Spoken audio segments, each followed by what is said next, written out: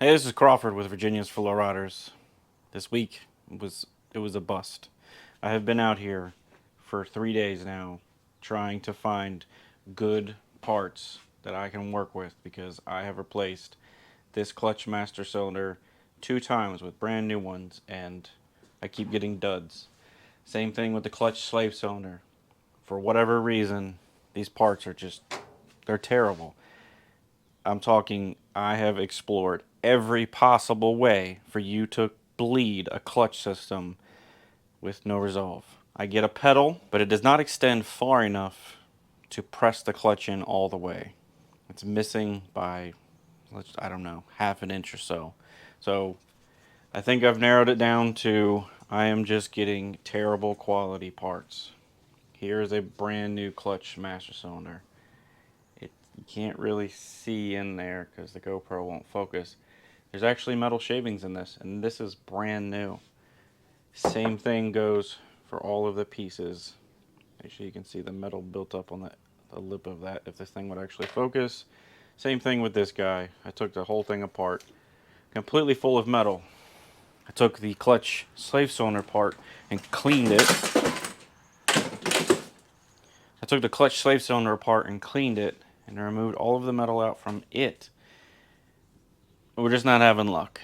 So for the first time in like a year, we're gonna miss a Sunday and an upload of a video.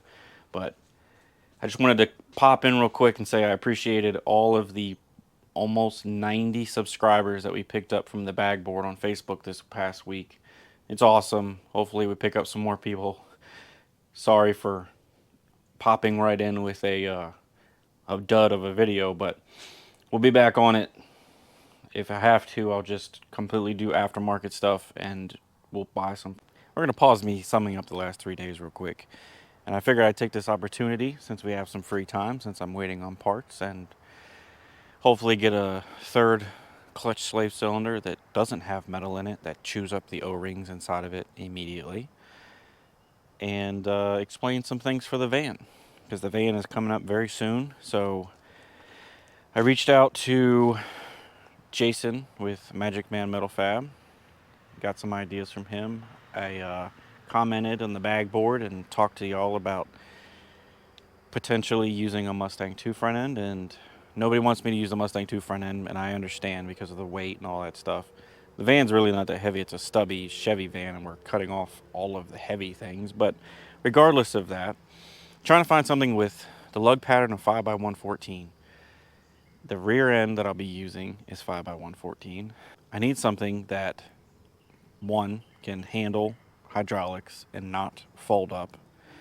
I need something that can handle the weight. I need something that I can go to the parts store and buy parts for easily.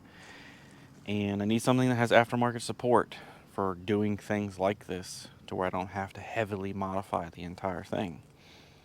Magic Man Metal Fab Jason said he thinks that I should do an entire frame off of a car, which I agree, and I would be 100% willing to do if I had flat ground to work with and I had a way to pick the van up and do all of those things and put the van back down. As it is now, I have gravel. I have a gantry. I can lift the van up in the air. But doing those things in gravel it's a pain in the butt. I've done it for a long time. I built a lot of stuff outside and I'm kind of over those days. So we're trying to find something that basically I can use a front clip off of, and I think I found a solution for that. And it's actually in my yard already because I hoard random junk projects. I bought this 97 Lincoln Town Car, same year, make and model, and color of my daily driver. It's identical, but an old lady had it and a brake line busted and she backed into a tree in her yard. This is the correct lug pattern. It is very close in width to working on the van. It is readily parts available off the shelf at any parts store. And the most important, it has aftermarket support, and you know that these things can handle hydraulics because that's why I bought my other one. These are meant to be lowriders. So my idea is to come in around here-ish, lop the frame off, cut the frame off somewhere around here where the steering stops and use that entire front suspension on the van. I figure I can easily graft those frame rails into the unibody, and it should go pretty easily. I don't feel like that would be doing anything weird or something that's never been done, because people do it all the time. So yeah, that's an update on the van. I think this is a perfect opportunity to use some junk that's in my yard. It doesn't cost me any money. I paid $200 for this thing, and 6 months later I sold the cats off of it for $400. It's free. If it doesn't work out, it's not going to hurt my feelings. I'll just be out a little bit of time.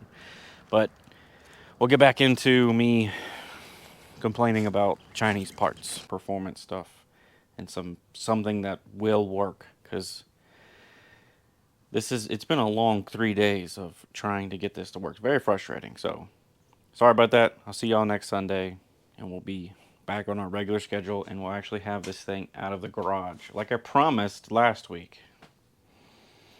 No luck. No luck.